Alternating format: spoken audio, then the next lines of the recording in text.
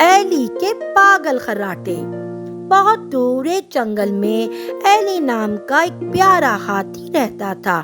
ایلی کو دن کے وقت اپنے دوستوں کے ساتھ کھیلنا پسند تھا، لیکن جب رات ہوتی تو وہ اپنی آرام دہ پیاری سی ٹوکری میں سمٹ جاتا۔ ایلی کے پاس ایک بہت ہی راز تھا۔ وہ انتہائی مزاحیہ طریقوں سے خراٹے لیتا تھا۔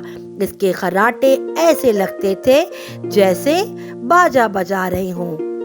کبھی لگتا کہ چڑیاں چہچہا رہی ہوں، کبھی لگتا بندر ہنس رہے ہوں، کبھی لگتا بہت ٹھنڈی ٹھنڈی بھینی بھینی خوشبو آ رہی ہے، ہوا چل رہی ہے۔ ایلی کے خراٹے لوگوں کو خوشی دینے اور لوگوں کو ہنسانے کا باعث بن گئے۔ ایک شام ایلی کے دوستوں نے اس کے پیارے سے گھر کے قریب پارٹی کرنے کا فیصلہ کیا۔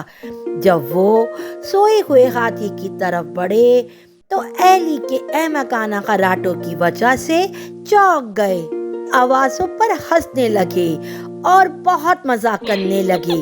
وہ آئے تھے پارٹی کرنے، لیکن اس کے خراٹوں میں اتنی ہی پیاری جھنکار اور میٹھے میٹھے گانے جیسی لوری جیسی آواز تھی کہ سارے اس کے دوست اس کے خراٹوں کی وجہ سے سو گئے، کیونکہ اس کے خراٹے لوری کی طرح تھے۔ اور پھر آہستہ آہستہ اس کے خراٹے جنگل کی لوری بن گئے۔ تمام جانور اس کی آوازوں پر مسکراتے اور جلدی سے سو جاتے۔ اس طرح ایلی خراٹے والا ایلی مشہور ہو گیا، جو لوگوں میں خوشیاں بانٹتا۔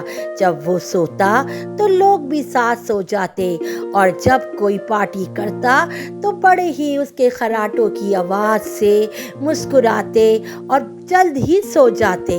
دنیا میں ایسے بہت کم لوگ ہوتے ہیں جو لوگوں میں اس طرح کی خوشیاں بانٹتے ہیں۔